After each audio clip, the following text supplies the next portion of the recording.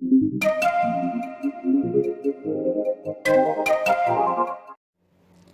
Industrial Policy Resolution of 1948 was good so far as it went,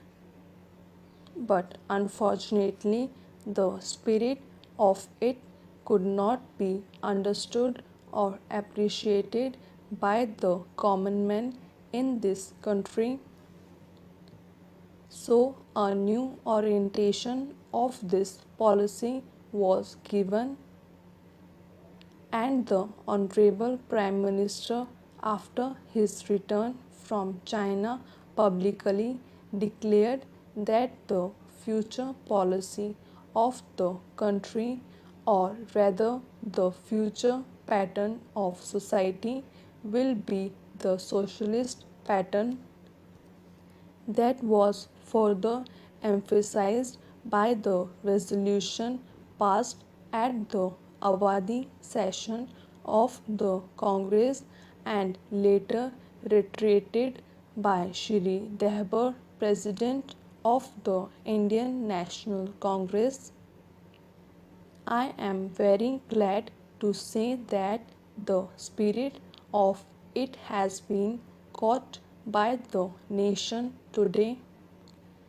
If I may say so, the nation has taken up the challenge for securing the socialist pattern of society.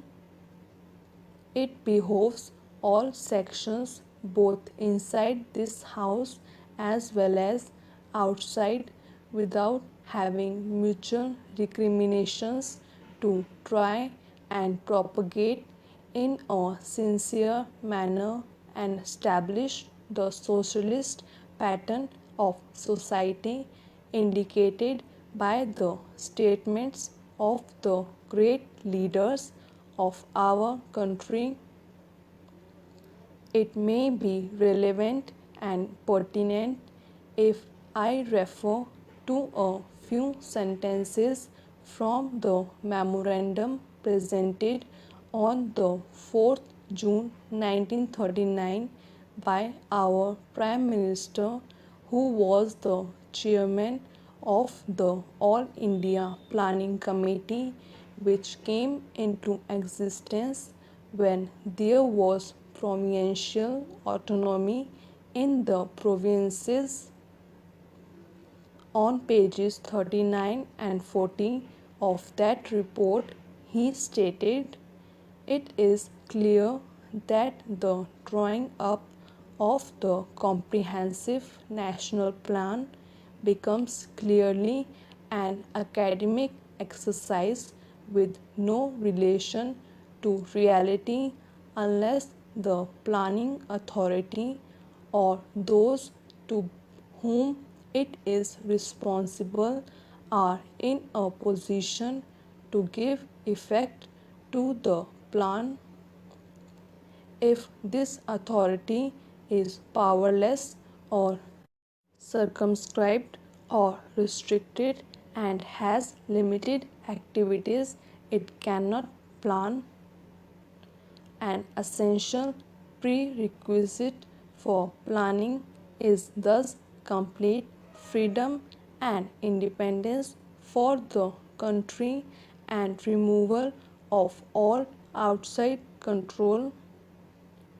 This implies that the country possesses in itself full sovereign authority to take any measures, adopt any policies, and form any relations with other countries as may seem best to its governing authority in the interest of the country and its people. National independence is thus an indispensable preliminary for taking all the steps that might be found necessary for carrying out the 5-year plan in all its various aspects throughout the whole country. At the present moment, It is clear that not only have we in India no national independence, but we are hacked in and obstructed by numerous restrictions, limitations, safeguards, and reservations which block the path to planning and progress. Our plan for national development must therefore be drawn up for a free and independent India. Thanks to the sacrifices made by millions of our countrymen and countrywomen under the leadership of the father of nation, Mahatma Gandhi, we have today secured complete sovereign political independence at a time when the nations of the world were engaged in the bitterest struggle using all the weapons of destruction. If therefore we have secured political independence during the period of a quarter of a century, it should not be difficult, especially when we are today masters in our own country, to secure a socialist pattern of society as has already been indicated, but it requires the assistance, the propaganda, the active work of all those who are interested in this. I am sure so long as my honorable friends, the minister, the deputy minister, and the other minister who represent the commerce and industry ministry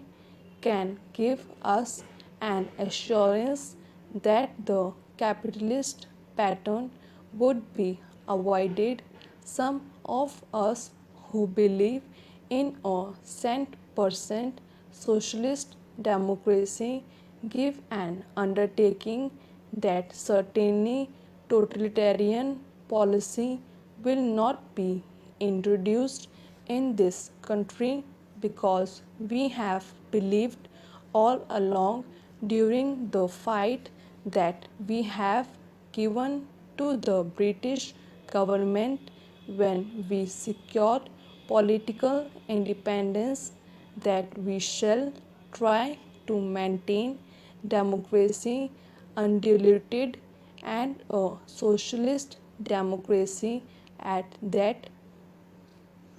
I am absolutely certain that in this country of ours, liberty of thought, liberty of speech, and liberty of action will be guaranteed to every citizen to express his views in the manner he pleases. I therefore assure my honorable friend that so long as we do not, in the garb of a socialist pattern, support a capitalist system, India will stand 100% for a socialist democracy. Now, luckily for us, the fundamental rights of the constitutions have declared that a citizen would be assured of many of the social amenities which will give reasonable comfort from the womb to the grave, but mere enunciation, as have been said many times, will not satisfy the common man unless the saying is put into effect. I am absolutely certain, therefore, that so long as there is a determination on the part of our countrymen, we will be in a position to secure a socialist pattern of society